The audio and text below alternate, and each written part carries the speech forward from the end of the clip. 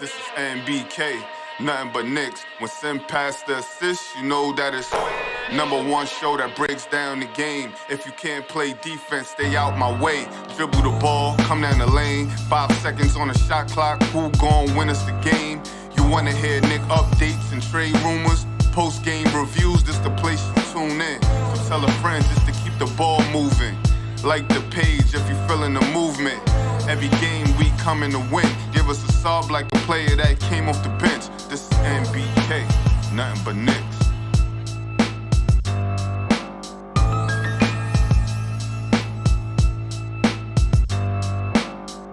Ladies and gentlemen, what's poppin'? It's your boy. Yes, the New York Knicks. The up and down season that it is, ladies and gentlemen, came away with a 118-111 win over the Utah Jazz. And I thought we'd seen some good things from the Knicks tonight. There were still a couple of lapses on the defensive side of the ball, but overall, I thought the Knicks played much better defense tonight. As a matter of fact, there were a couple of stretches where I thought their defensive rotations were great. And I'm actually going to do my 5 takeaways from the game and take a look at some of those defensive stretches, some of those defensive plays, those rotations. So whatever it is that the Knicks talked about in that dinner, team-only dinner, hopefully it sticks.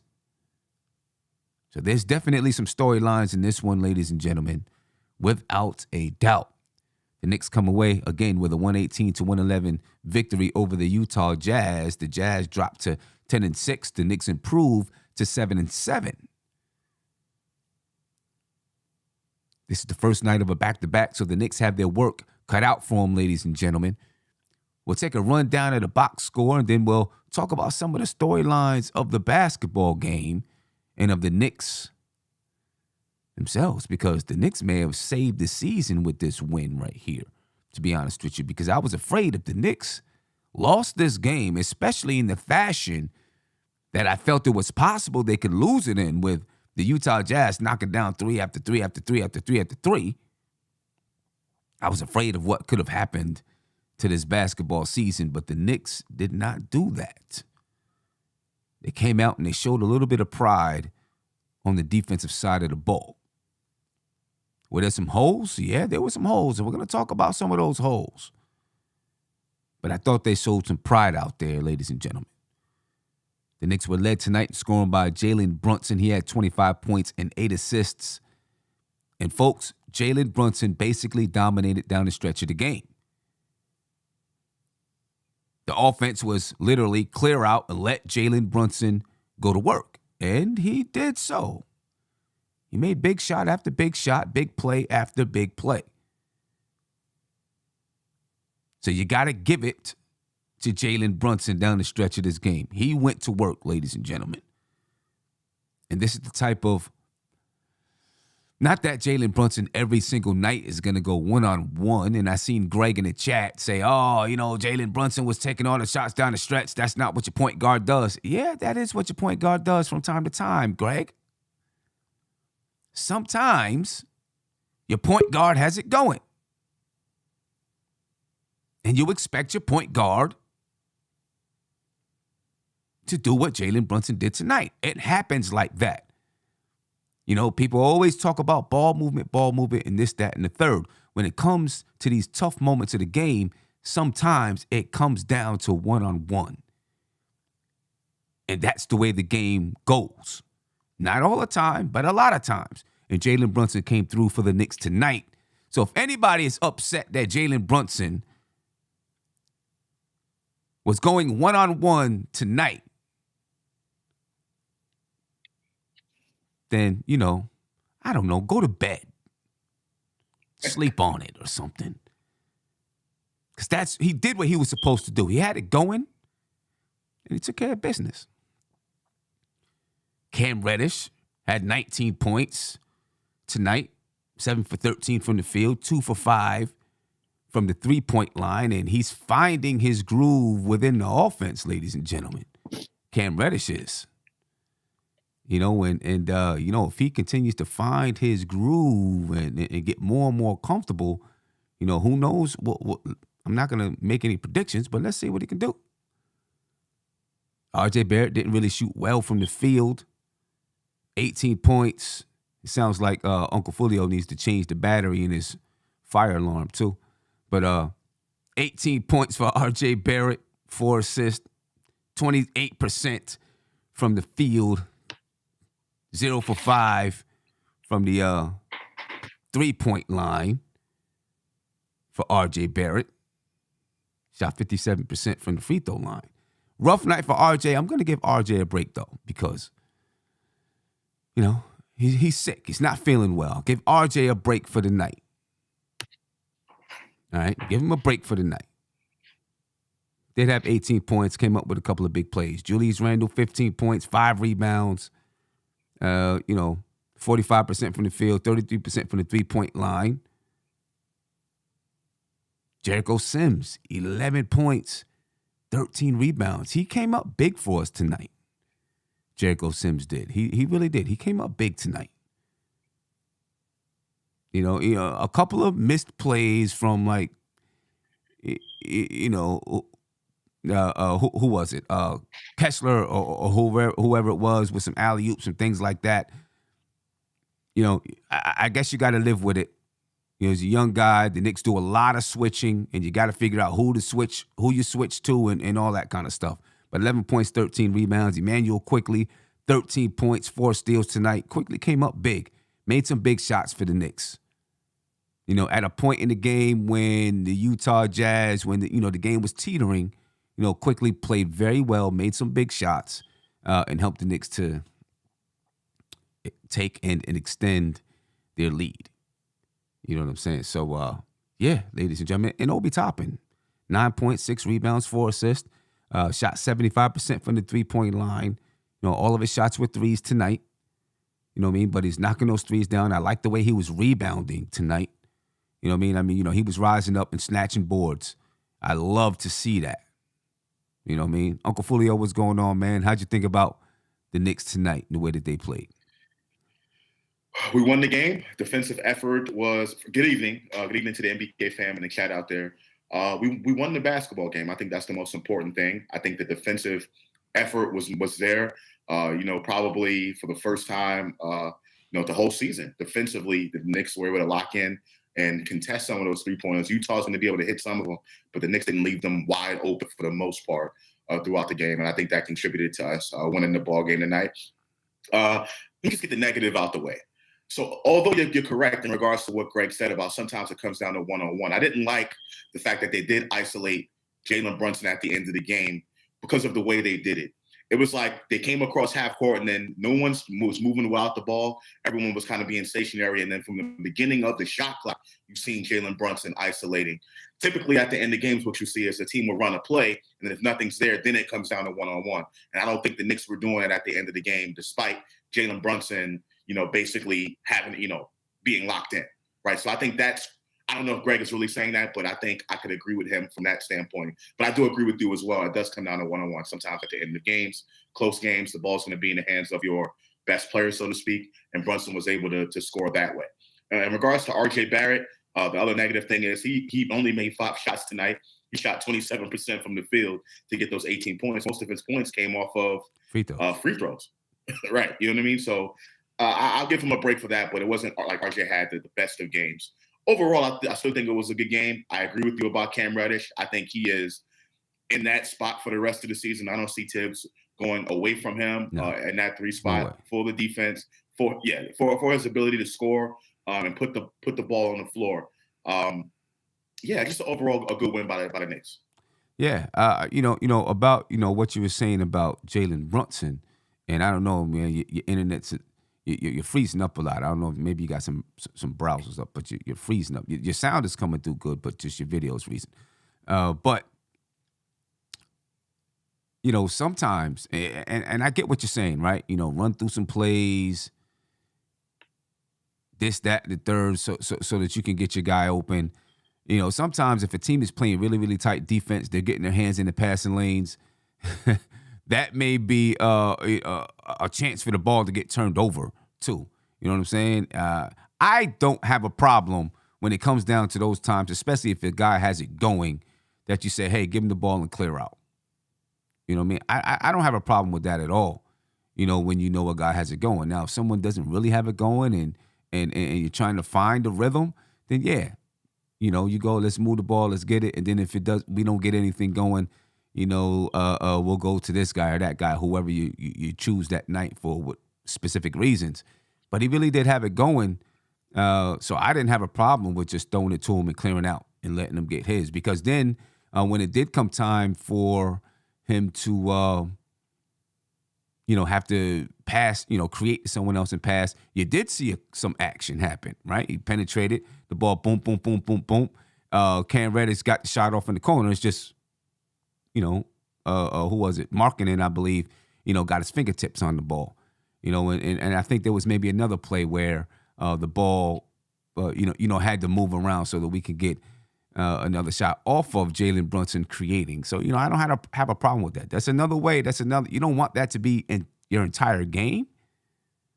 You know what I mean? But, that's another strategy you can go to. And I'm glad we have a guy in Jalen Brunson that from time to time you can rely on that because, he had those matchups tonight. Yeah, I mean, it works. You know what I mean? It worked tonight. But, some of those, I just don't want the Knicks to get in that habit of going isolation from the beginning of the shot clock. Those some of the problems that we said with Julius Randle. And I get it. Jalen Brunson, way more efficient, right? He's going to make those shots. He's going to get to the free throw line. I get it. He's a little bit of a different player. But I still think it could potentially develop into being a negative habit that we've seen a lot last year, right? The team is moving the ball offensively. We're much better this year because we're moving the basketball. The pace is definitely quicker because the ball is moving. We're finding the open man, getting those open shots. I want them to continue to at least try to do that.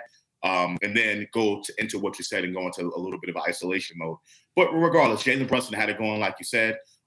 He has been, for all those people who were doubting Jalen Brunson or saying that he was overpaid, you have so much egg in your face, I might serve you up some bacon, right? Because Jalen Brunson, total difference maker for this offense. I mean, just the ability to get shots, get what he wants to on the floor, the mid-range game, seeing the floor. And very strong for someone who's undersized, very strong, pushing Mike Conley around down there in the post. Just a tremendous acquisition for Leon Rose in the front office, who some people want. Yeah, and I love I love the way that he can post up and score. For being a small guy, he can post up and score because, he has some craftiness and he's strong. He can use his upper body strength, to, ward off defenders because you even see him do it against taller guys, not just shorter guys. You see him do it against taller guys. You know what I'm saying? Let me get to a couple of super chats, then I'll get to phone call, and we'll start to break down some other things in this game. Nikki B from Harlem, thank you for the super chat. Really appreciate it. He said Tibbs coached his best game of the year. Randall's team meeting worked, and the team played hard. Maybe the sky isn't falling. Yeah, you're right. You know what I mean? You're right. I think this was a game that could, at least for the time being, help save the season for the New York Knicks. You know what I mean? It was definitely a big one because the Knicks lost this game, especially in the fashion that we've seen them lose some games. You get really, really scared about this trip. Now you're hoping that the Knicks can take this into Denver tomorrow night, which obviously isn't going to be easy. We haven't won there since 2008, I don't think, or something like that. Yeah, it's been a while. But hey, the Utah Jazz were undefeated at home tonight. The Knicks went in there and got a win. Eli Jets, thank you for the super chat. He says, Sim, love your shows. They're always on point. I appreciate that. He said, I like how Sims played today, but we miss Mitch. Hope he comes back soon. No doubt about it. The Knicks do miss Mitchell Robinson and his ability to affect shots. And erase mistakes by the guards. There's no doubt about that. But you got to love the way Jericho Sims played tonight. Isaiah Hartenstein, he grabbed 9 rebounds. Only scored 2 points, but he did grab 9 rebounds tonight. He got 1 block. So those guys are filling in admirably for Mitchell Robinson. You know what I'm saying? And think of it like this. When Mitch does come back, Jericho Sims is going to have much more game experience. You know what I'm saying? And it's going to help him, when the time comes that either Mitchell Robinson is out again or Isaiah Hartenstein is out, and he's able to step in there and play. You know what I mean? There's a few defensive things that I think he has to fix, but for the most part, Jericho Sims has played well in his backup role. And I think it's, Tom Thibodeau did a good job of, he tried putting Jericho in the starting lineup, backed it off, put Hartenstein back in there, let Jericho come off the bench. I think he's much more comfortable there right now, because he's a young guy in the league. Let me get to a phone call. Caller, you live. Tell me your name and where you're from, please. Hey, this is Jay from SC. What's going on with you, man? How you feeling, Jay? How you feeling, man? Man, I'm feeling good. Can't complain at all. How you guys doing today? Feeling good, man. Always feels good if the Knicks get a win. Oh yeah, sunshine and rainbow. Definitely. Yeah, I know that's right. Just watching the last few games, man. What I've been saying is, man, scoring points is never the issue. It seems like with this team, which over the past 2 years it has been. Yep. Mm-hmm. Right. So I think that's a blessing. Like, okay, we can score points, but the only thing I've been looking for was, that signature, Tibbs defense. It looks like, they made a definite attempt to lock in tonight. I'm proud of the effort that they put forth tonight, because if we could just play defense with the points we're capable of putting up, say what you want about we don't have an all-star, but we have a team that can score. And if we could just play some defense, on a consistent basis, I think we can get some things done. I agree, that if we can play some defense, we can get some things done. But I still think when you play better teams and it comes down to some of those tough situations, you need a guy that can get it done. You know what I mean? Now, can somebody? Right. I'm not saying. No, don't get me wrong. If we get a guy that comes in, I'm not going to turn him away at all. Right. Trust me, I will with open arms. I'd kiss him if he came. Right. But we sometimes you got to deal. You got to play the hand you dealt. Yeah, I agree with you. And we have what we have right now. I agree with you. But I was definitely impressed with the way they seemed like the team meeting did something. Mm-hmm. Whatever they discussed in that team meeting, it seemed like it came down to we got to play. Right. We got to play on the defensive end a little better. And they was out there on the 3-point line. I watched that. They seemed like they was very conscious of the 3-point line. Yeah. Even to the point where they started coming into the lane a little bit. Guess that's where Sims and who played an outstanding game, and and Hartenstein got a little bit of foul trouble, but I'd rather take that and 111 points than 145 all day long. No doubt about it. That 145. You give up 145 points. You're not winning. You're not winning. I got into the game late on Sunday, and I thought it said Colt 45. I said, nah, that's Mark 45. This is ridiculous. Like, they must have been drinking out there. Like, what's going on? So, right. But just great effort today, because I think I was listening to y'all earlier today when y'all had mentioned that last year we was only giving up 104. So in my brain the whole time, I was like, well, maybe we need if we could get these games between 104 and 110, I think we got a nice shot at at least making a little bit of noise, and bringing some hope back to the Mecca. Yeah. So right. I mean, if you can, if you can hold a team in today's NBA, if you're holding a team to 106, 107 points, and you're able to score 115, which the Knicks average 115 points, you know what I mean? You're right there. You're right there competing. So, let's hope that this defensive effort sticks. That's what we got to hope. Oh, yeah. And before I go, much blessing to your show, man. I listen to y'all every morning. Thank you. Like, I always catch little clips, and I love all the people that you have that do things when you can't do things. All hail the Queen, and Tony, and even my man, he's sitting right there with the mug face, the serious face all the time. But I know he love them Knicks. He can't wait for them to shine. I can see it on his face. Yeah, no That's doubt. all he want to do. He waiting for them to explode. I know no he doubt. is. But much love for what y'all doing, putting in the work, man. Appreciate God you, bless, man. Appreciate you. Have a good one. Thank you. Thank you, God Jay. bless. Yeah. All right. All right. All right. For the Utah Jazz, ladies and gentlemen, yeah, make sure you call in 516-362-5212. They were led in scoring by Kelly Olynyk. He had 27 points, 11 rebounds. You know, Yeah. I mean, listen, he is a guy that I wanted the Knicks to get Kelly Olynyk. I wasn't sure of his status, free agency, and all that kind of stuff. And I think Utah Jazz got him in a trade, but I wanted the Knicks to get this guy. I talked about it last year. I would have loved if the Knicks would have got Kelly Olynyk. Yeah, I mean, I personally would wanted him over Mitchell Robinson because of the ability to shoot the basketball. I thought that would have been really big for Julius in the offense, but obviously the Knicks went a different direction. But yeah, he's a player. He can definitely play. Yeah. And he was all over the court tonight.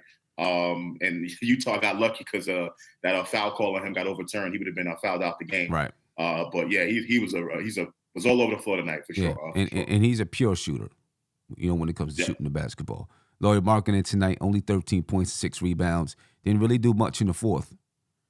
You know what I mean? And it's funny. I mean, you know, he wasn't, you know, he didn't shoot bad tonight. He's 5 for 11, 2 for 5 on the three-point line.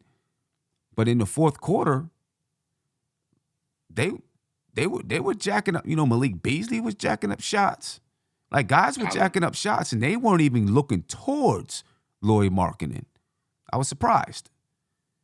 You know what I'm saying? They weren't even looking his way.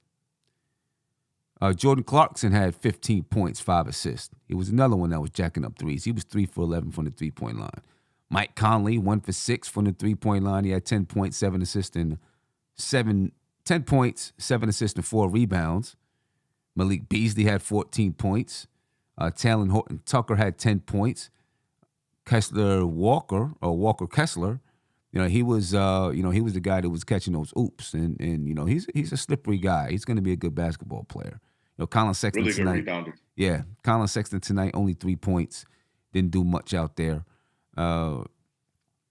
And the Utah Jazz have lost 3 in a row. Maybe they're on their downslide. You know what I mean? A lot of people have questioned whether or not they can stay where they are in the Western Conference. You know, maybe this is the beginning of their downslide. You know what I mean?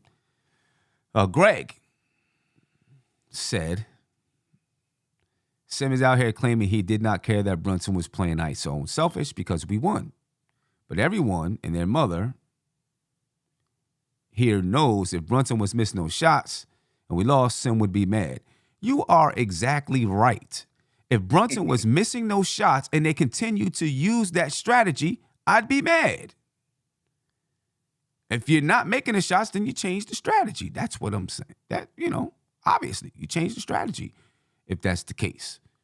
You know what I mean? But sometimes if you got a guy going, you say, all right, this is what we're going with right now because he has it going. You know, maybe there's a mismatch, whatever it is.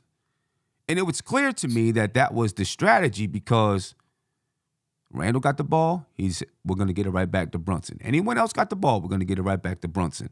That was the strategy. That's what they were going with down the stretch of this game. Sim, there's also a narrative from Greg and some others in the chat that Julius Randle walked off the floor and didn't celebrate with his teammates because he was unhappy that he didn't get the ball in the fourth quarter. This is what I'm talking about creating false narratives. As much as me and you would argue about, you know, the media and what the media does, it comes directly because it's a fan base that creates these narratives and makes them up, right? And causes their own controversy. That's what New Yorkers do. That's what Knicks fans do sometimes. I mean, it just doesn't make any sense to me. I don't know why anyone would think that. Obviously, the players don't care that Julius Randle walked off the floor by himself. That's just y'all creating that narrative. So that's how I feel about that, Greg. Yeah, you know, I seen that as soon as I came in the chat. I seen it in there, and I was like, here we go. You know what I mean? You know, what if he was tired? What if he was upset that he had 4 turnovers? Or just felt like it wasn't his night? Or maybe he was mad. I mean, I seen the other day when he turned the ball over and, you know, he walked down the floor and he screamed out the F word to himself. You know what I'm saying? You never know. I also, you know, those were the first 2 things that I seen in the chat from Greg. That Jalen Brunson was being selfish and Julius Randle was mad because he didn't have the spotlight. Instead of just enjoying a victory that the Knicks desperately needed to win. I don't get it. My man Tony Crow's on the line. Tony, what's popping with you, brother? How you feeling? It was good, Sim. It was good, Josh. Shout out to the chat. It Black Chilling. time. I'm chilling, Oh man. I'm man, chilling. I'm feeling good, man. Yeah. I mean, the Knicks, came away with the victory tonight. You know what I mean? So I don't know if you got a chance to watch the game or whatever, but I mean, tell me what you think. I saw the fourth quarter, and I'm about to watch the game now. Okay. All right. So what you think about the fourth? I mean, one thing I definitely noticed, like, it was a 9-man rotation. Yep. So I think that might be, as much as people hate it, and that's what Tibbs, he might have found his 9. You know what I mean? Considering Fournier no minutes, Grimes no minutes. Mm-hmm. Like, I wouldn't be surprised if, those guys only come in if it's a situation like, foul trouble, or fouled out. You know what I mean? Somebody's missing a game or something like that. Because I think that's something that we used to see from Tibbs, and maybe he was just trying to figure it out all this time, and now he figured it out. Because those guys didn't play. Yeah, they didn't touch the floor. I think before the game, about an hour before the game or something like that, Ian Begley tweeted out that there were talks about the Knicks, shortening the lineup, and he went from 11 to 10. I mean to 9, and I think that's going to help. That's going to help because when you look at these 9 players are going to, like, eventually they're going to know their role and know their minutes. They're not going to, I don't know if they were looking over their shoulder, but they can get more comfortable on the floor and get more comfortable with one another, and, I think that's going to help the chemistry on the floor with those 9 players. Obviously it's going to start to bring some kind of, maybe controversy about Quentin Grimes, right? Because Quentin Grimes is, the guy that, has been ballyhooed all summer that he should be the starting shooting guard, blah, blah, blah, blah, blah, blah. Injuries derailed that this season. You know what I'm saying? So there's going to be some stuff about that. And then, of course, Evan Fournier, he's making $18 million. There's going to be some things said about that. But you know what? When you make mistakes, and I'm not saying Grimes is a mistake, if Evan Fournier is a mistake for the Knicks, you make a mistake, you correct it, and you move on from it. There's nothing you can do about it. Once you give him the contract, you gave him a contract. Now you just got to move on from it, figure out how you move on, and figure out something to do with the contract. So needless to say, if this continues, which it seems like it will, Evan Fournier would probably be moved by the deadline. Agreed. Right? And then you got to figure out what goes on with Quentin Grimes. And from my standpoint, I'm going to say this. I did think that Evan Fournier, he did start to begin the season. You got a fair shake. And I thought he was going to start to begin the season. And everything else from there, I figured it was going to be based on how he played, and he didn't really play well. So now you see the change in the lineups. He got his shake to be able to make it happen, and he didn't make it happen. You know what I'm saying? Quentin Grimes, his injuries kind of derailed. Well, he probably would have been. If Quentin Grimes didn't get hurt, Cam Reddish might have still been fighting for scraps until Evan Fournier was taken out. But Quentin Grimes got hurt, and Cam Reddish came in and played defense. Like Tony was saying, you got to come in and play defense. He came in and played defense, and now he's fitting into the offense. And I think that spot is his. You know what I mean? And so that was the next point I wanted to make. That Cam seems to be finding himself now. You know what I mean? Like, and I didn't even really see the Oklahoma game, the end of the OKC game. But I've seen the stats or whatever.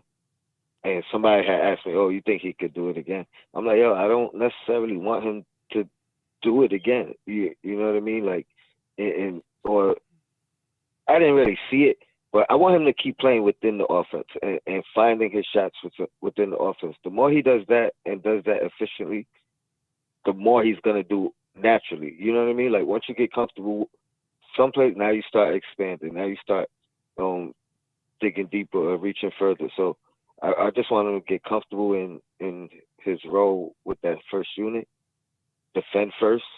You know what I mean? He's even comfortable after mistakes. So I like that's what I like. You can't be looking over your shoulder. Can't be worried about a mistake. Go make the next play. You know what I mean? So, yeah, I love the way he's playing. I don't know how the chat is right now because I'm not on my phone anymore. But lay off RJ. They said he was sick. You know what I mean? He obviously didn't have lift today, but those free throws. Uncle Fuller is laughing. Uncle Fuller, you gotta give him some breathing room today, because listen, I'm not gonna lie. Early in the game, I was heated. I was like, every time I turned around, I'm like, come on, RJ, make the layup. Like, but then I heard a little bit more about him being sick. I was like, okay, I'm gonna lay off. He still had 18 points. Went to the free throw line. He was drawing contact. You know what I mean? Yeah. He struggled through the game, with, whatever. I'm sure. Listen, I'm coming off of being sick. I know what it's like. It's tough. It's that time of year, Sam. I was really just laughing. I was just laughing at the fact that Tony said that RJ Barrett was sick. He didn't have any lift. Well, he's always sick then because he never has any lift. I mean, it was noticeably less. You know what I mean? It's not like he's above the rim player, but I mean, all right. I knew he wasn't going to dunk the ball at all today on a fast break or otherwise. You know what I mean? Oh, the Knicks were bad on fast breaks today. You'll see when you watch the game. They were rough on fast breaks today. I was like, come on, man. Just like make the easy pass, make the right pass, catch the basketball. But they figured out a way to scrape this one out. But I only pointed that out mainly because that is even more telling that I'm sure coach knew he was sick. You know what I mean? He definitely had some bad stretches or so, and he still didn't go with one of those other two guys for a minute or two. So, I looked at that and I think it's gonna be interesting. Yeah. My man Kerry Cox said RJ had bubble guts from the Randall dinner. Yeah, he probably ate a bad steak. You're about to start a conspiracy theory, right? Who passed him that plate? You know what I'm saying? But, yeah, I'm gonna keep listening in. I got company, bet. But I got her watching. So, all right, no doubt. Your Black is time. Appreciate Shout you, out to the chat and no doubt. Peace, fam. All right, peace. Rob Al, thank you for joining in. He said, Sim, I think after that team meeting, they realized that they've been ghosting Cam. The game is the first real game that Cam was focused in on the offense. Maybe so, and maybe, because when you have those type of team meetings, you have or team dinners and meetings and things like that, you start talking about what you're doing in the game, right? And maybe people, have, talk a little bit about where they're disgruntled or I feel like you guys ain't, here's where I'm open, but you guys not seeing it, things like that. And you get a chance to hash those things out and talk about it a little bit and, and maybe even get some things off your chest. If you're like, yo, RJ, you're not looking my way, or Quickly, you ain't looking my way, or whoever, Randall, you're not looking my way. You get a chance to get that off your chest a little bit and get it out there. And I do want to say to Greg too, in talking about, Randall being mad or whatever it is. If Randall was mad, in my opinion, and mad at that, maybe he could have been mad at something else. I don't know. He had a couple of opportunities to take it upon himself, right? He got a rebound. He could have advanced the ball up the floor, but he looked up court to Cam. Cam got fouled, went to the free throw line, and knocked down 2. Right? He got the ball at the top of the key a couple of times, or not on the top of the key, but on the wing. He could have went for himself. He didn't. Right? He gave the ball back to Brunson. As a matter of fact, when Cam got the shot blocked in the corner, Randall penetrated, kicked it to Brunson. Brunson, I think, kicked it to RJ, and RJ swung it to Cam. Right? So he had a few opportunities. If he was mad or disgruntled about it, he could have taken it. He could have moved everybody out the way and said, I'm going to take it, because they would have moved, because in that situation, they have no choice but to move. So, like you're saying, kill the narratives, man. Don't do that. It's funny. It's funny how we say RJ Barrett's sick, right? So he gets the benefit of the doubt. But Randall does something, it's always a conspiracy theory with him, and he never gets the benefit of the doubt or whatever. You know what I mean? It's always these narratives that the fans create, right? And, it's kind of sickening. Sometimes, this is why you can't tell everything just by watching the basketball game, right? The story has to come out for people to understand, and the backstory behind stuff to understand what happens, so people don't come up with these narratives. But it is what it is, Greg. I think you'll get over it. Yeah, it just bothers me. You know what I'm saying? That it's always got to be some kind of narrative about just one guy, and that's the downfall of the team and all that kind of stuff. Caller, you're live. Tell me your name and where you're from, please. Sam, it's Spree. Spree, what's popping, brother? How you feeling? Spree. Hey, man. Remember 2 days ago, I said the first thing we have to do is Evan can't play. That's step number 1. Mm-hmm. So that I'm happy he's out of the rotation. I couldn't watch another game. Number 2, I had a serious problem taking Obi Toppin out of the game. I don't care that we won. He was a plus 23. I don't understand what more he has to do here, Sim. I mean, he made 3 of 4 from 3, 6 rebounds, 4 assists. He was flying around. When we went on the 11-2 run, he was on the floor. I mean, I don't. If it's based on merit, I don't just bring Julius back in just because it's Julius's time. I'm riding with Obi there. I agree with you. I agree with you. I thought that Obi could have stayed in at least some more time, until he was, fully winded or whatever it was. I definitely agree with you there. To me that bothered me. But look, you mentioned the fast breaks. We got to get better on the fast breaks. RJ drove me nuts. I think Randall had one. Cam is it a stretch for me to say that Cam may be the most talented player on our team? No, I think I think a lot of people have known that he is the most talented player on the team. I've been saying that since we got him. Yeah, he's the most talented player. He's just got to put it together. He's got to put it together. He's got to match the mental with the physical, in my opinion. I mean, he picks off a pass like a cornerback. He gets the deflections. He comes from behind on Markkanen. He finishes great. He'll make an occasional 3. He makes free throws. Mm-hmm. I'm falling in love with Cam Reddish. I don't know. I'm starting to fall. I don't like to fall in love with players, but I'm starting to fall in love. But one thing I'll just say is I like when he put Brunson, IQ together. Even he did that with Rose and IQ, which we've seen before. But I like the lineup of Cam. It was Brunson, IQ, Cam, Obi, and Sims. I like that lineup. I really like that lineup. Yeah, it's going to be interesting. Me excited, Sim. It's going to be interesting to see. As long as he continues this shorter rotation, which I think he will, to see what those lineups look, right? Because I think you are going to see RJ came out a little bit early, right? RJ and Brunson come out a little bit early. Randall stays in until, maybe 3 minutes left in that first quarter. That's what he's been doing. And then RJ came back in at the top of the second. He sat out, until about, maybe 9 minutes to go in that second quarter, and then he comes back in. I think Cam came back in for RJ to give him a break, to give him a little bit of a break, and then he finished the quarter with the lineup that he likes. You know what I mean? So it's going to be interesting to see how that lineup shapes up. And this is going to mean that there's always going to be a starter out there on the floor, too. Yep.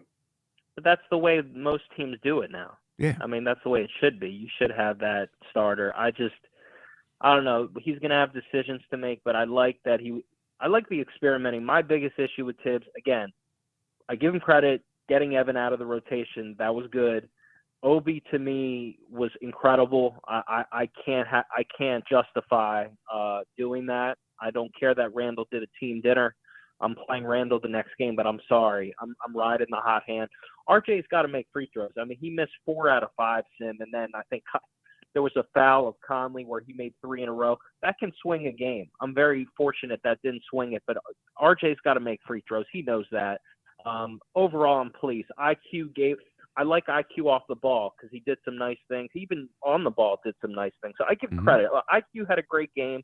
Sims had a great game. I'm very difficult on IQ, but I got to give IQ credit. He was good on the ball. He was good off the ball. I don't think IQ had a turnover. Is that correct?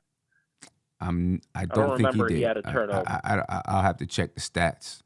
I'm not exactly sure. Well, that's the first thing I look with IQ more than anything is did he have a turnover? I'll have to check that. But I thought IQ's activity was very good. So I got to give IQ love because I've been very hard on him the past few weeks, and I don't mean to do that because he's from Maryland. So I appreciate you, IQ. You did a good job. But Sim, you got to get a good night rest. Great show, and I'll talk to you tomorrow. I appreciate you, my man. Appreciate you. All right, thank you. Sim, I don't know if it's another caller. In regards to what Spree said, I kind of agree with the thing about Obi, and I'm on to belay this point. The Knicks won. I don't want to be too negative here. But Tibbs oftentimes at the end of games when he sits down in those interviews talks about, he wants to have the best 5 people on the floor or he likes a certain lineup on the floor. Obi constantly is having these plus minus super pluses, right, where he is on the floor contributing to the Knicks being a productive team in regards to the plus minus. And this is another instance into where he did that again. And Tibbs is going back to Randall. Not saying he had a bad game or anything like that. But for some reason, I just know Tibbs kind of says one thing and he kind of does something else always. You know what I mean? As someone who looks at the numbers and looks at the stats, Tibbs he's not consistent with that, right? I mean, he coached a really good game, but I just think, there's some questions there, I would say, moving forward. And I don't even think it's about if Randall had a good game or bad game, right? Obi was playing well, and this was a chance that you could, especially knowing that you got to go to Denver tomorrow, this was a chance that you could give Randall some more minutes to rest, right? Give Randall more minutes to rest. Let Obi play until he's pretty much exhausted, or you start to get negative returns, if you want to call it that, and then put Randall back in the game. That's that to me would have made sense because I too was. At first I seen Cam Reddish get up off the bench, right? And I was like, is that Randall? Then I seen the way he was gliding I was like, no, that's not Randall. Randall don't glide like that. That's Cam Reddish, right? Right. So, I knew that, that was Cam Reddish coming in. And then when the substitution did happen, I seen that Randall came in and I was kind of like, why? Not that Randall was playing bad. To me, it was just like, for what? What's the point of it now? Just because you want to stick to, he wants to stick to his rotation. He has a certain rotation, certain time that he brings players in and out. But this is a time that you can rest Randall a little bit. Obi's playing well. He's knocking down the 3. He was snatching rebounds. You know what I'm saying? This was a time that you could rest him. And then because you're in high altitude, you're going to another city, that's going to be high altitude. This is the time to do it when you have, when Obi's playing well and giving you good minutes, and that's another thing with Tibbs. He's stubborn in that way. This is my minutes rotation and I'm sticking to it. You know what I'm saying? No matter who's playing what. And I think that's a fault of his, because I believe that Obi should have stayed out there on the floor and played, and you got the win, but I guess, like you said, like you just said, you don't want to, continue to belabor it because the Knicks got the win, but at the same time, it points to a pattern. You know what I'm saying? It points to a pattern. Obi's earning minutes. He's playing well and he's earning minutes. Obi tonight had 18 minutes, but Obi is, he's earning minutes. He's doing some good things out there on the floor, and he's just the thing is Obi just got to continue to do it. He has to continue to do it. No slips. Continue to do it night in and night out, and sooner or later,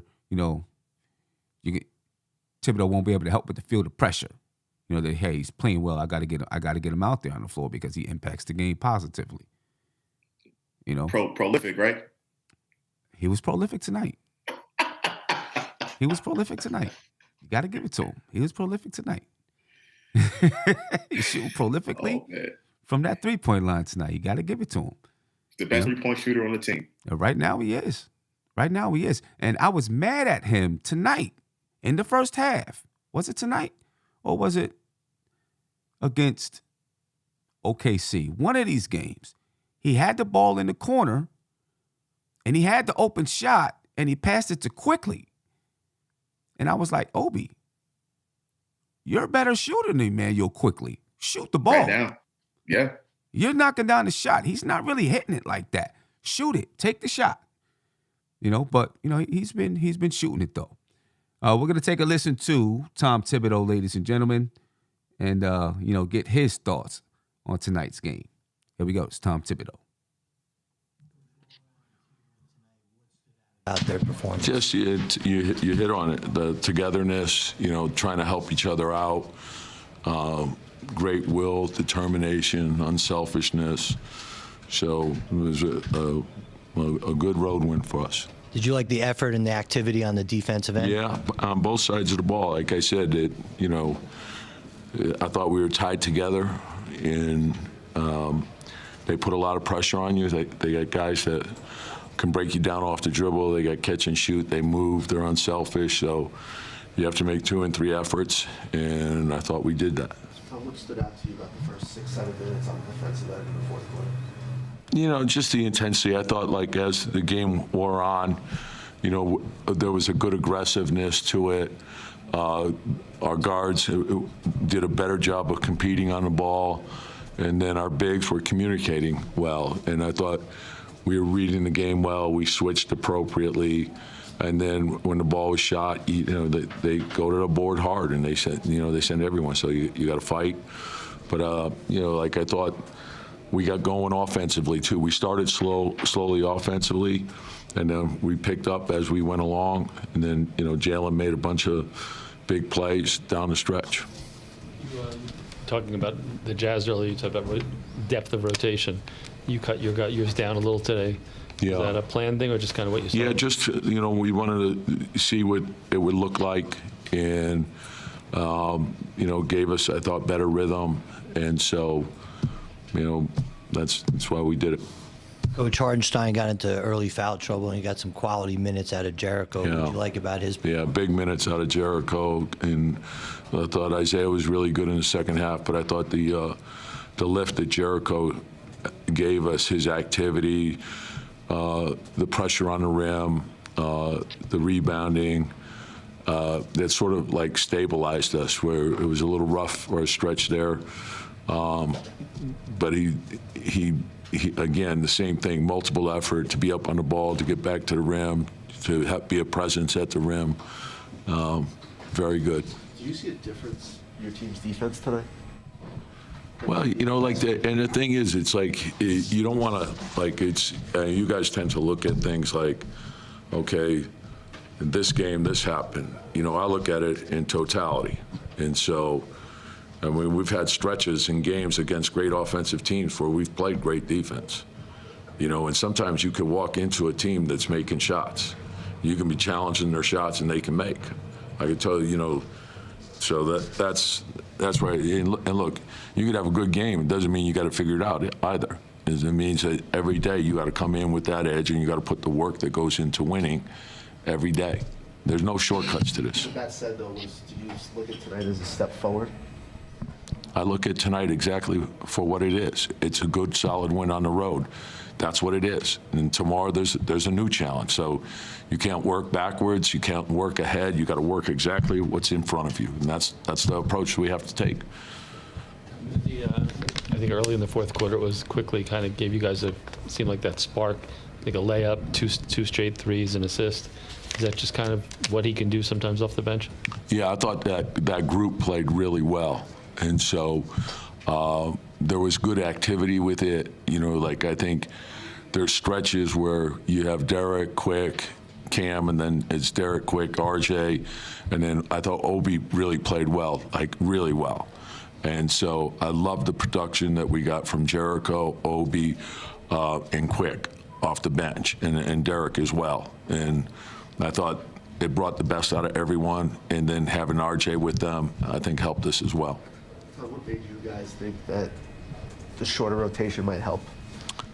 Just the rhythm of it. It's sort of like you're learning your team, what works best. Are guys able to get in a rhythm? Those are the questions you ask, and so that's why we did it. All right, ladies and gentlemen, that was Tom Thibodeau. He's not going to throw anybody under the bus. And say Fournier wasn't playing defense or Grimes can't stay healthy or anything like that.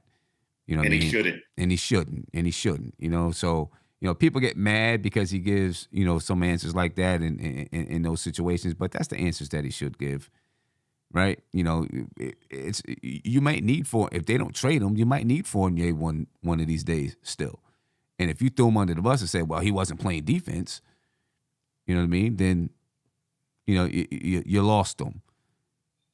So I think and potentially there's more dominoes that can fall after that. Exactly. I've said it on numerous occasions. You lose your veterans, I used to coach high school football. Sim coaches high school now. You lose your seniors, you lose your locker room. Right. So I totally agree with the way Tips handles those questions like that. Mm-hmm. My apologies to the chat. I didn't know that Obi had played 8 straight minutes. I thought it was much less than that. But if it was 8 straight minutes and like he closed out the third and did majority of that fourth or whatever it was, then I do think he should have been bought. I'm okay with that. I don't think anybody should play full quarters, particularly on this Knicks team. So yeah, no, my apologies about that. He did, and he's been playing like going from your first quarter to the third quarter. He normally plays 8 or 9 straight minutes, and then that third quarter to, what did I say? Going from the first quarter to the second quarter, he normally plays 8 or 9 minutes, and then the third quarter to the fourth quarter, he'll play like 8 or 9 minutes unless he gets into foul trouble or he's not playing well or something like that. So he had played a good number of minutes in a row. I thought he probably could have gone more because it looked like he still had good energy. You know what I mean? And I just feel like if you can buy a couple of minutes, why not? Buy a couple of minutes, Tonight, ladies and gentlemen, the Knicks were out-rebounded tonight, actually, 49-43 to the Utah Jazz. 26 assists for the Knicks, 29 assists for the Utah Jazz. They came into the game averaging like 28 assists. 10 steals for the Knicks, 7 for the Jazz, 3 blocks for the Knicks, 5 for the Jazz, only 12 turnovers for the Knicks. That's the type of number we want to see. We don't want to see it up at 15 and 16. 20 turnovers for the Utah Jazz. The Knicks shot 47% from the field. They shot 34% from 3 and 76% from the free throw line, while the Jazz shot 43% from the field, 32.6% from 3, and 83% from the free throw line. 60 points in the paint for the Knicks, 19 second chance points, 15 second chance points for Utah. Utah also had 40 points in the paint, and the Knicks with 21 fast break points and the Utah Jazz with 22. I think the Jazz still shot a high number of threes tonight. They didn't make them, but they shot a high number. They shot 43 threes, and they came into the game averaging about 40 threes a night. They only made 14. They were 32.6% from the three-point line. Part of that is due to them missing shots. Some of their threes that they took were contested because they were taking them off the dribble. Yeah. They took a lot of threes off the dribble. Some of them, they had a couple of open threes, but the Knicks did a much better job of guarding that three-point line tonight. Sam, out of the 14 games we played this season, I want to say like 10 or 11 of them, the Knicks have won the point in the paint battle. Yeah. Right. That tells you that the offense has improved. So, I mean, as much as people want to criticize Tibbs, I understand the criticism for the defense or lack thereof. Offensively, this team has did a complete 180 from where we were the past 3 seasons. That's what I did. Complete 180. And I got to give Tibbs the credit for that, because beginning of the season, before the season, I was not confident that the Knicks were going to be able to do this. Still got to see it a little bit more, but I'm liking what I'm seeing from the offensive side of the ball. Yeah. Points in the paint and taking out those 3-point shots, if they're open, if they're there. Right. And the Knicks came into the game, I think their pace was 8th in the league coming into the game. Let me get to a call. 180. Yeah. Caller, you're live. Tell me your name and where you're from, please. What's going on, Sam? Shout out to Josh. Shout out to the chat. What's going on with you, my man? Brooklyn. Say your name again. What's going on? Ty, what's going on with you, man? How you feeling? I'm good. How you guys doing tonight? Good, man. Knicks got the win, so we're feeling good. What's your thoughts on tonight's game? It's a good win, right? It's a good win on this road trip. It's always things to take away from the game that that we did well. It's things that we still got to work on. I guess they got to watch and film. I like the effort on defense tonight. If there's things to take away that we need to do better, it's just like you said, I've been hearing this for a while with us. Like, offense isn't our problem. It's guarding the 3-point line, dribble penetration. There were times tonight we got caught on pin downs, flare screens, just simple pick and roll. Somebody going under the screen, not being able to get back to the shooter. And like Jazz took 43 threes tonight. If they make 2 or 3 more of those, the game is way closer, right? And they got a chance to win the game. A lot of those threes, some of them was open, right? So they did miss a lot of shots. Some of them was contested, a lot of dribble, off the dribble, like you said. All in all, I'm good with the win. I do agree with Josh and Spree and about, Obi could have played a little bit. He could have stayed in a little bit longer, but he did play from the 3rd quarter to the 4th quarter a good chunk of minutes. I think Randall came in at the 6-minute mark in the 4th quarter. Right, 6-minute mark of the 4th quarter is when Randall came in. So all in all, I like what we're doing. We 7-7. It's not horrible. I'm pretty sure a lot of Knicks fans didn't know what to expect. We will have a decision to make as far as that rotation with Cam's quote unquote emergence, right? He's been playing well right now. Fournier, Grimes, they will somebody's gonna be the odd man out. Right. Someone is. How do you guys feel? How do you guys feel about a decision like that being made anytime soon? I think that Evan Fournier is gone, in my opinion. Easy. Yep. He's gone, right? 100%. There's no way. There's no way. You took him out the lineup. He's gone. Same thing, like with Kemba. Now they ended up keeping Kemba for the entire year. He was still on the team. He ended up not being with the team, but Evan Fournier is different from Kemba because I think he can still be productive on a team. And there's going to be a team out there that can use his skill set, in my opinion. So I think they're going to shop him around at this point. If he's out the lineup, what's the point of having him there? An $18 million insurance policy, you can find that someplace else for cheaper. So if you can find a way to move him, to maybe bring in another, to bring in someone who's maybe more defensive minded to help shore up that defense that could possibly fit into a 10-man lineup, right? And this is, Tom Thibodeau breaks this down to a 9-man rotation, and you still have Grimes there. But if you bring in another player, you trade Fournier and bring in another guy, now you say, okay, we got to battle for this 10th spot. Or if you trade 2 players, if I don't think that they would trade Grimes right now. You know what I mean? I think they'll try to, let him get healthy. and see if he works his way back up the lineup. But if you do happen to trade two, and then you bring one back who is a rotation player, you're back to a 10-man rotation, and you go out and you try to find a guy that can fit into what it is that you want to do. What you need. Do you a 3-and-D guy or something like that? If that's what you feel you need. I don't think Grimes is going to go though. I think Grimes will still be with the Knicks. They're going to try to let him get healthy, get back on the court, and then see where he can fit in. You know what I'm saying? But in my opinion, Evan Fournier is gone. I think they'll probably be talking to teams now, but I don't think you'll see any kind of real action until that midway point of December when players who have been signed, when they can be traded. I think that's when you start to see and hear about some action. But yeah, I think Fournier's gone. It's early, right? As far as Cam goes, his play I've been like when I've been seeing from him. Sometimes on and off, like you said, he's. I think Tony alluded to it. He's getting comfortable even in his mistakes. Times where he might be.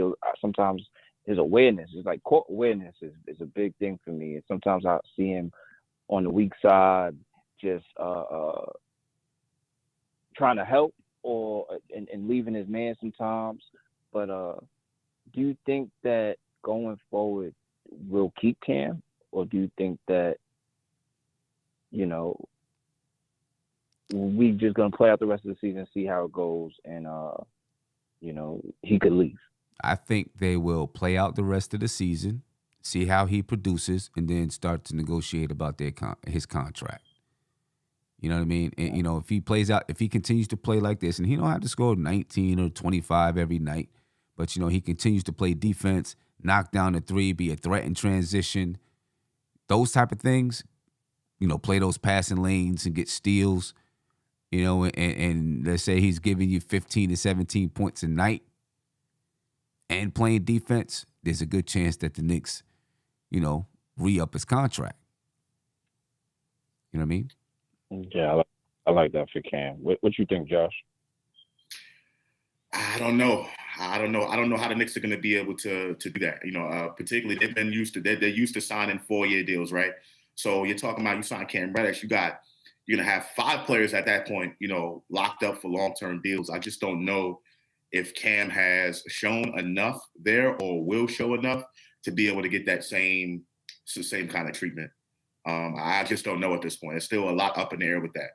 And it's only because, not saying Cam's not playing well for what he's doing right now, but with the Knicks salary situation and how many contracts they have locked up for more than 3 years, I just don't know if they're going to commit to a 5th player being signed for long term, particularly if this team isn't going anywhere anytime soon. Right, because I think Quickly and Obi is coming up soon. And then you got Quickly and Obi you got to worry about. Yep, and then you got those two you got to worry about. So I just don't know right at this point. But I don't think you got to lock them up for 4 years. You don't have to. Yeah, I'm just talking about the way they've been doing contracts, particularly with the younger right. players. It's always been 4 years. They have like a little system that they do. It doesn't have to be 4 years. But we'll see. We'll see how that plays out. I think they'll wait until the season ends and then start to negotiate with him. Cam Reddish and they may even choose to extend the qualifying offer. Well, they will extend the qualifying offer, and maybe Cam will take that qualifying offer and bet on himself. Right. You know what I'm saying? You never know, but he may. If they say, hey, we're not going to offer you a longer contract, but if you take this qualifying offer, bet on yourself, you perform, then we'll give it to you, whatever. Who knows? But there's always the chance that he takes that qualifying offer. His qualifying offer is $8.1 million. Yeah. Right. So the Knicks make that qualifying offer. If Cam rejects it, then he can go out. If he or restricted, I think. Right, he'll be restricted. If he rejects that qualifying offer, then he can go out, try to find a contract, and if the Knicks feel it's worth it, they can match that contract. Now, if the Knicks do not make a qualifying offer, then Cam will be an unrestricted free agent. Right.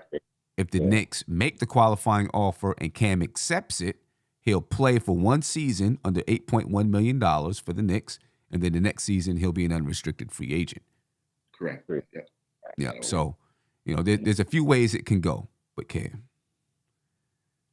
definitely a few ways that it can go. Yeah, I like that for him, man. Cam's been playing well. He's been doing a lot of good things. I've seen somebody in the chat say maybe in a team meeting, he probably spoke up for himself, about feeling like the odd man out of the offense, Right.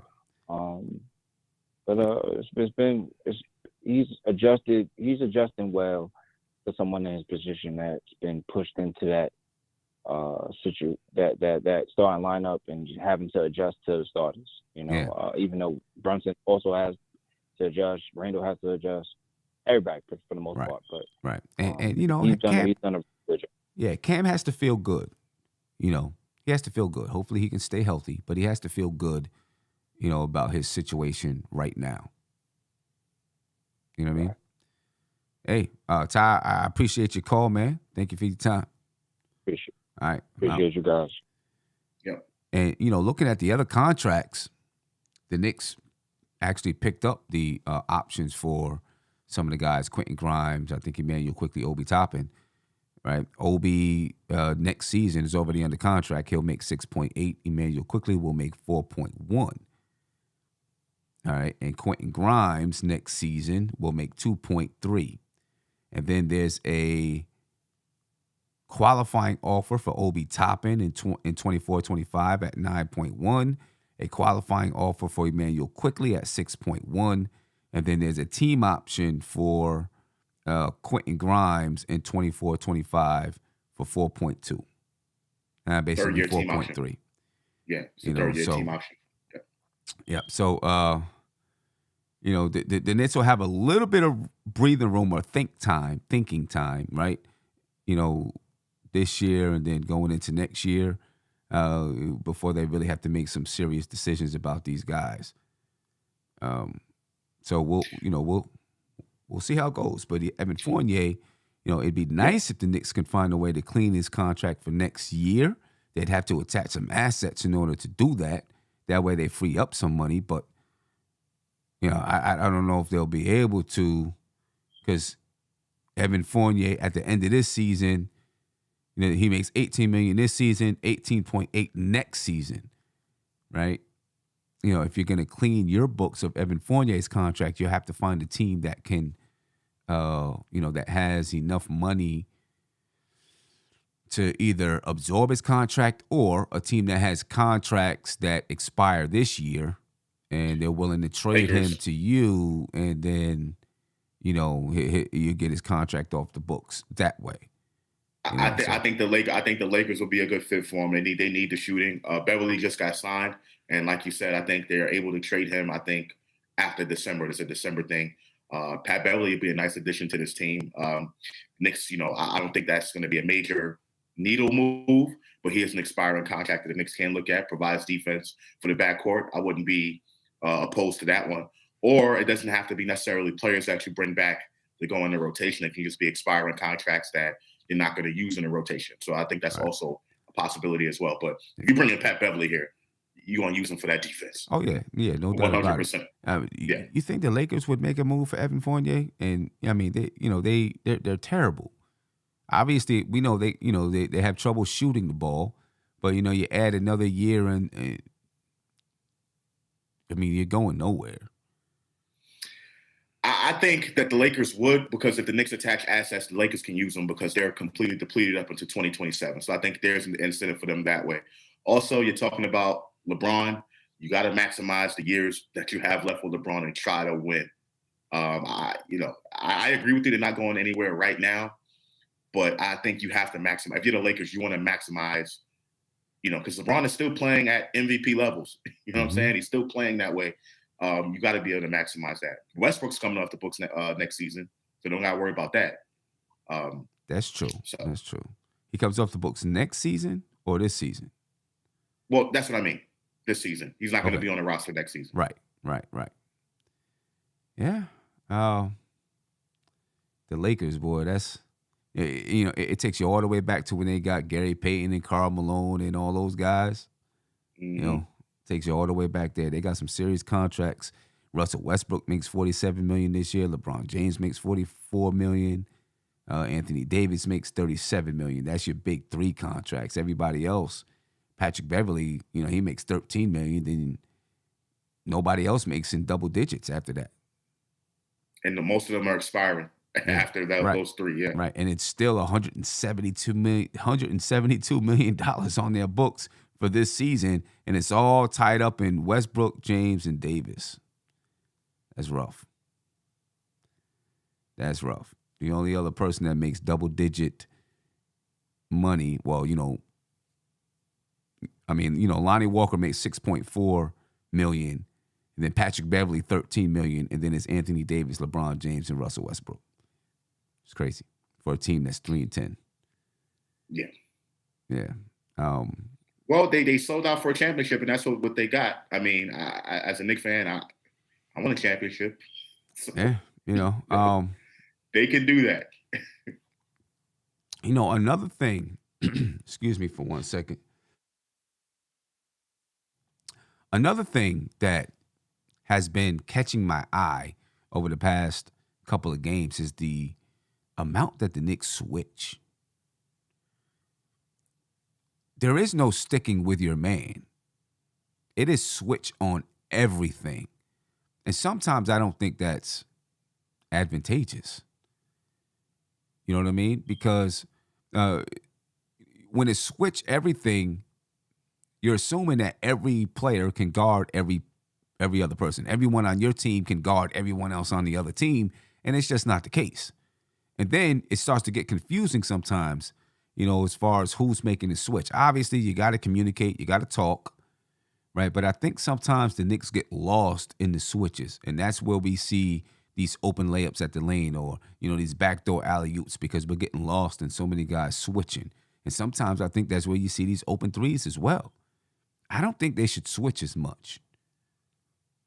You know what I mean? I think it should be more, you switch when you have to, but you got your man and you defend your guy. You know what I mean? Instead of just these constant switches and switches and switches, because every night, every day, we talk about who's going to match up against two, and then we get mad if this player or that player allows their guy to drop 25 or 30 without realizing that those points might not even have came against RJ. You know what I'm saying? They might have came against multiple other players because there's so much switching going on. Yeah, I think it's too much right now. I agree with you. I don't think that should be a, base strategy for Tom Thibodeau. I think the Knicks, because they have Cam Reddish and RJ at the 2 and the 3, I think they can definitely do it. Mm-hmm. But I don't think that it should be the basis for what they're trying to do as a staple defensively. And it's not usual for Tom Thibodeau to do this. This has never been his style. He wants people to stay with their man. He's normally had players that fight over screens well. And the issue is the Knicks don't fight over screens that well. So I get it. Maybe he is, making, doing the best he can with this group defensively. But I agree with you. I think it should be man-to-man, fight over screens, and then hustle. Move your feet. Move your feet, move your body. You know what I mean? But, we'll see. We'll see what happens. Rebuild New York Knicks said, or Rebuild NYK, however we want to say it, said, you switch to prevent the quick open three, but, they did a good job tonight, but up until tonight, it really wasn't working. Yeah. As a matter of fact, I think it led to, I broke down and showed the video where Cam and Randall were continuously, I don't want to say, I guess I could say getting confused, but, either not communicating, getting confused, or whatever it was on who was going to get the shooter, who was going to get the roller, who was going to get the ball handler. And you kept seeing open three after open three after open three. And I do know it takes time for sometimes, the communication and the chemistry to grow. I just don't think you got to switch on everything. You know what I'm saying? I think, sometimes you just got to play straight up man to man and you switch when you need to switch. or maybe, for a specific team, this is your scheme for this team. But I've just seen, it feels like I'm watching it every single game, switch. Right. And I don't think it's necessary. I think it can cause some confusion, but there we go, ladies and gentlemen. The Knicks win tonight. Your thoughts on tomorrow night, and I'll be doing a game preview tomorrow about 2 to 2:30, somewhere around there. But your thoughts on probably 2:30 because I have a meeting from 1 to 2. But your thoughts on tomorrow night's game versus Denver. All right, and it looks like Jokic is going to be out. Yeah, I was just about to say that. I mean, that's big for us. But Denver is still a good team. They still have Jamal Murray. They can be able to definitely put some points on the board. And like I said, we haven't won there since 2006, I believe. Jamal Crawford hit that shot, the one where he made it at the end of the game. So, I mean, hopefully we can turn that tide tomorrow. Denver is still a good team. They're still going to be competitive in the Western Conference.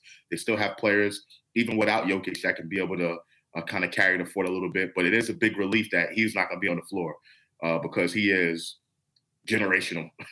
You know what I mean? Like, talk about Durant, talk about Giannis. Jokic is up there. So, I mean, I think we have a good chance if we play the game like we played tonight, spirited. I think we'll be okay. And I don't want to hear that it's a back-to-back. I get it. You're on the road back-to-back, but let's come out with that same effort and energy. And, you have a chance to win every single night. Yeah. Now, Big Baller for real said, that's because Randall does not want to move. Talking about switching. He's guarding one spot on the floor, one plank. He's guarding that set. I disagree 100%. No matter who's on the floor, they're switching. I disagree with that 100%. It's not because Randall doesn't want to play defense. It's me. Baller Forever is obsessed with Randall. Forever. I said for real. Okay, Baller Forever. It's me. Said 35 points in the paint without Randall scoring is a good sign for our offense. Yeah, it is. You know what I mean? Randall didn't take a shot in that fourth quarter.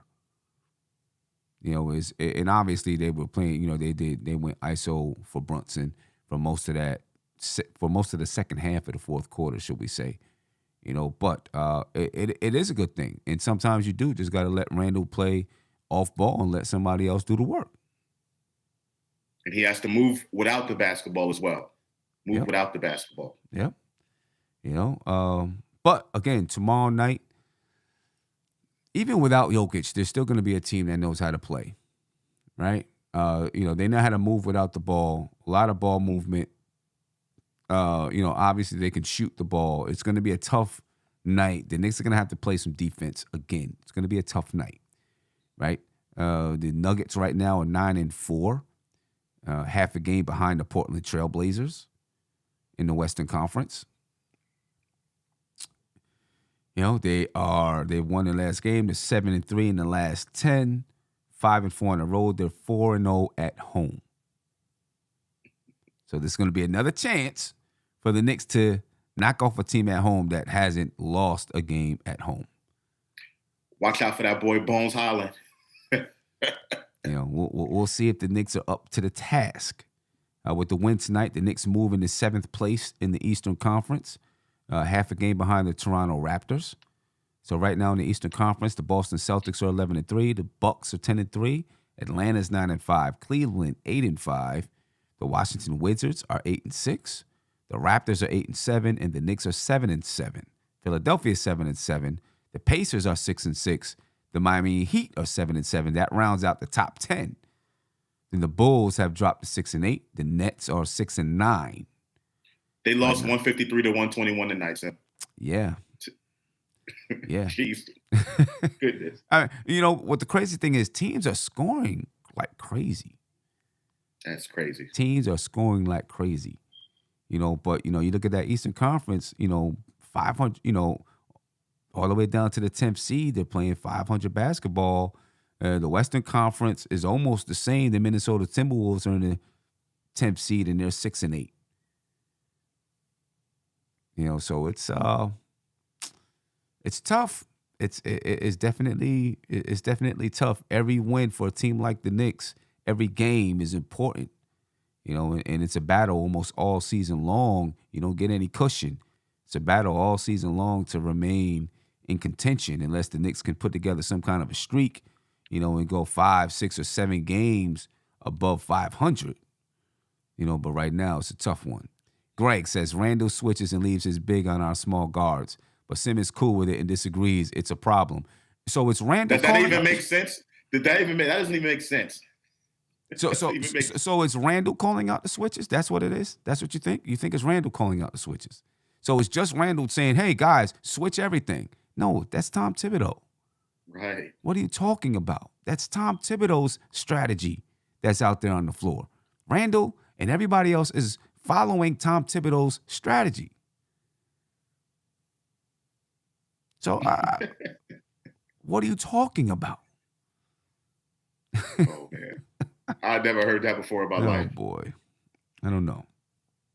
That confuses me. But tomorrow night, the game starts at 10. All right? So it's a late game. Of course, the post-game show is going to be late as well. Before that game, I'll be doing, me, Tony, a couple other people, we're going to be doing the King's Disease 3 full album review on the front stoop. We're starting that at 8:30 tomorrow.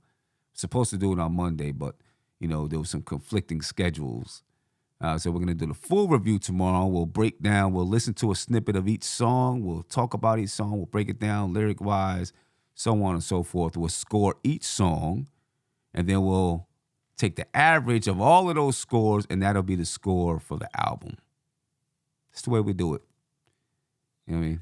Anyone in the chat that's 24 and under, please tune in to the front stoop for the breakdown. Yeah. Hey, we'll have some. Hey, we got a lot of people that's going to tune in that's 24 and under. I can guarantee it. Tune in. It is a great album, though. Tune in, youngsters. Really yeah, it's a wonderful album, man. It's a really good album. So, we're going to break that down tomorrow night. Make sure that you are there to join us, ladies and gentlemen. And I think I'm done for tonight. I guess I'll see you tomorrow about 2:30 for the post game, for the game preview. Josh, anything else? Nah, great win by the Knicks. Go Knicks and be baller forever. I mean, and Greg, I don't know what's on, why y'all going this hard against Julius Randle right now. I mean, he's clearly not the issue on this team from a defensive standpoint. I think it's the coach, to be honest. I don't know why everyone's coming at Randle. Offensively, he's moving without the basketball, doing a lot of stuff that we've been asking him to do.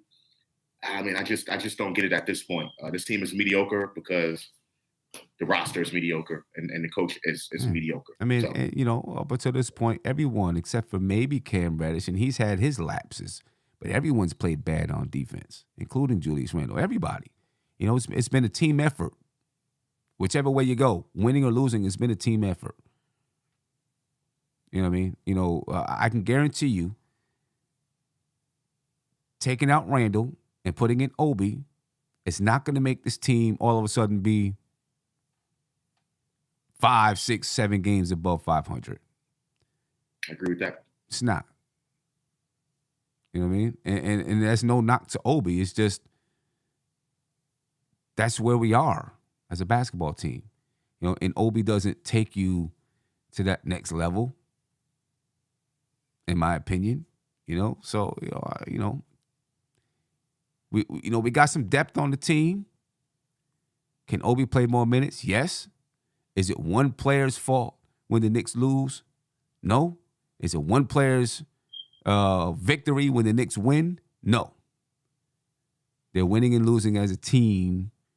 You know what I mean? When the Knicks lose, you can point to multiple players, including the coach. When the Knicks win, you can point to multiple players, including the coach. 500 ball club. All right. Ladies and gentlemen, I will see you tomorrow. I'm out.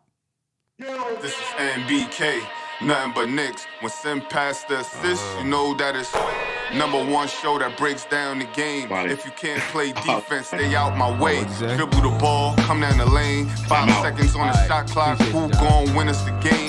You wanna hear Nick updates and trade rumors? Post-game reviews, this the place you tune in. So tell a friend just to keep the ball moving.